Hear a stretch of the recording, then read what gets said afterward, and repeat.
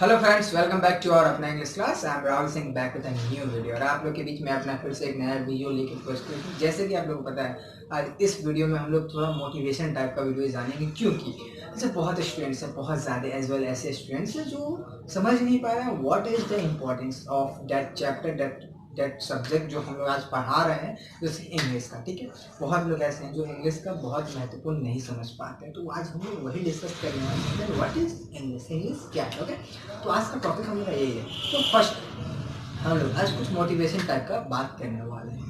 तो चलिए फर्स्ट हम लोग का टॉपिक उठाते हैं बिना टाइम वेस्ट किए, क्योंकि वीडियो में जाया जरूरी नहीं है। तो चलिए स्टार्ट करते हैं अपना फर्स्ट टॉपिक। तो हम लोग का फर्स्ट टॉपिक है rich thinking and poor thinking.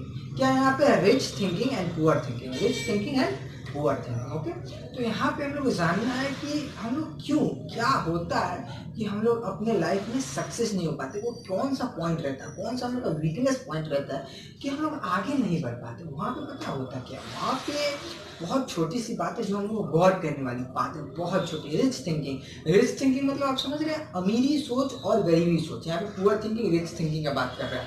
तो आप लोग जानते हैं, जिस दिन आप लोग ने नोटिस किए होंगे, जिस दिन अगर आप नया शर्ट और नया पैंट, नया ट्राउजर या नया शर्ट पहन लिए, उस दिन आप थोड़ा अपने आप को एक्स्ट्रा मार्केट में जाओगे तो आग लगा दोगे, वैसा फील होता है, राइट? होता है। अगर आप लोग नया शर्ट या नया पैंट पहन ले तो उस दिन आप थोड़ा अलग स्टाइल में रहते हो, अलग रूप में। आप कितने भी गरीब या कितने भी अमीर हो, उससे नहीं मतलब, उससे कोई फर्क नहीं पड़ने वाला है। बट अगर आप नया कपड़ा पहन लेते हो, नया घड़ी खरीदा जाता है, उसी में आप बहुत ज्यादा अपने आप को डेवलप कर लेते हो, उतना ही में आप आग लगा देते हो। आज मेरा नया शर्ट पहनो तो थोड़ा स्टाइल दिखाते हो। तो यहाँ पे यही बात है कि अगर हम लोग अपना सोच हमेशा बड़ा रखें, हमेशा बड़ा, छोटा नहीं, हमेशा बड़ा रखें, तो हम लोग वहाँ पे कुछ अचीव कर सकते हैं। वहाँ पे होता क्या है, मैं आपको सेकंड थिंग्स बता देता हूँ। हमेशा 90% लोग जो होते हैं, 90% लोग वो इसलिए फेल नहीं होते हैं, वो इसलिए फेल नहीं होते हैं कि वो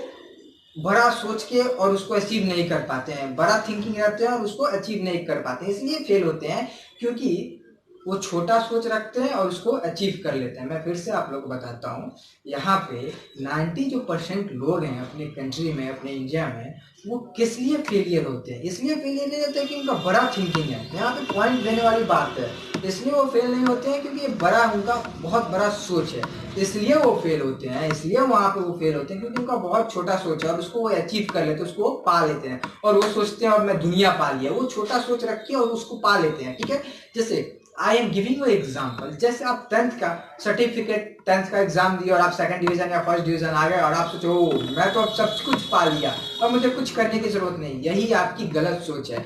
आप 10th कर लिए तो उसके आगे लेवल में जाओ। जब तक अपना हायर थिंकिंग, मतलब रिच पावर थिंकिंग, अगर इसको बढ़ाइएगा नहीं, तब तक आप लाइफ में कुछ नहीं कर पाएगा, कुछ भी नहीं कर पाएगा। इसलिए अपना थिंकिंग को हमेशा आसमान पे रखिए, हमेशा बड़ा सोचिए, क्योंकि छोटा सोचिएगा तो छोटा हमेशा करते हैं। एक हम लोग ने, मैंने एक बहुत अच्छा चीज पढ़ा जो मैं आप लोगों को साथ शेयर करना चाहता हूँ, बताना चाहता हूँ। ठीक है, आप लोग ने, बहुत लोगों ने सुना होगा कि जब तक इस दुनिया में, जब तक इस सोसाइटी में नौकरी करने वाले पैदा होते रहेंगे, तब तक सिर्फ नौकर ही बनेंगे।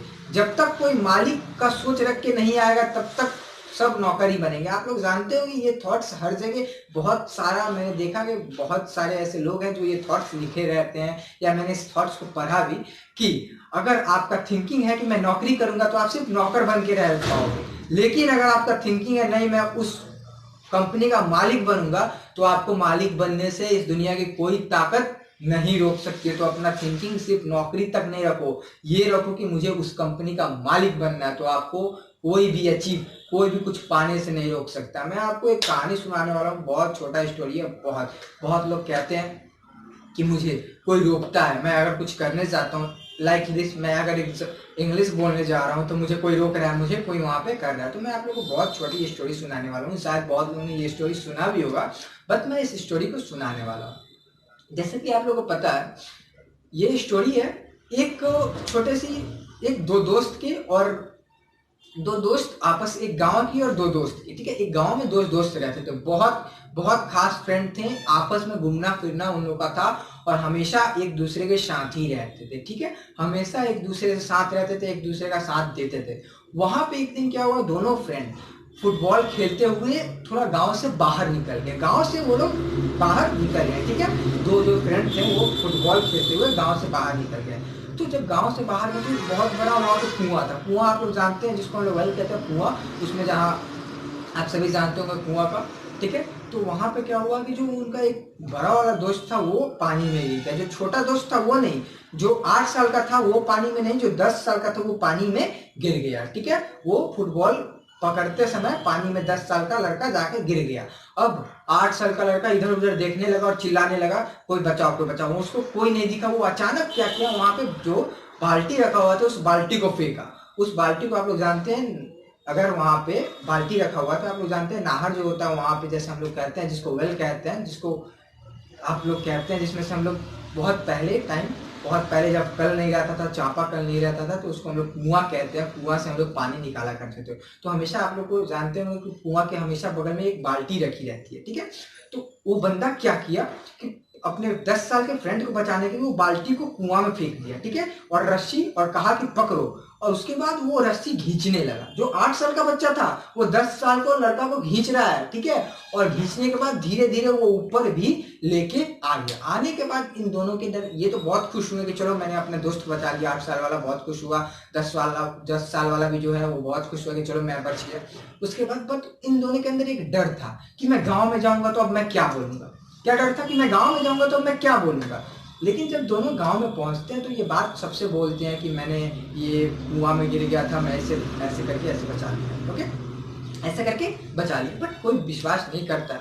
तो उस गांव में एक बुजुर्ग इंसान रहते हैं, बुजुर्ग मतलब बहुत पुराने, जो गांव के बहुत पुराने व्यक्ति वही एक रहवे करते हैं। तो सब लोग, गांव के जितने लोग ये बात सुने रहते हैं, गांव के टोटल लोग उनके पास पहुंचते हैं, ठीक है। पहुंचते हैं और कहते हैं कि अरे चाचा आप ही बताइए, ये बच्चा ऐसे ऐसे कह रहा है कि अब जो 10 साल वाला बच्चा वो पानी में गिर गया था कुआं में, और 8 साल वाला बच्चा उसको बचा लिया, ये कैसे हो सकता है, ठीक है। तो अरे तो ये कहें, ये जो बुजुर्ग अंकल थे वो उन्होंने कहा कि अरे ये बच्चा तो बता ही रहा है ना कि क्या हुआ, वो बच्चा गिरा है, उसके बाद ये बाल्टी फेंका और वो खींच लिया। तो लोग पूरा सोचने लगे, आश्चर्य हो गए, ये कैसे हो सकता है। तो वो अंकल जो थे, वो अंकल जी वो बहुत बहुत अच्छा बात बोले, जो सुनने नोट करने वाली है। यहाँ पे ध्यान दीजिएगा, ध्यान दीजिएगा यहाँ पे, ठीक है।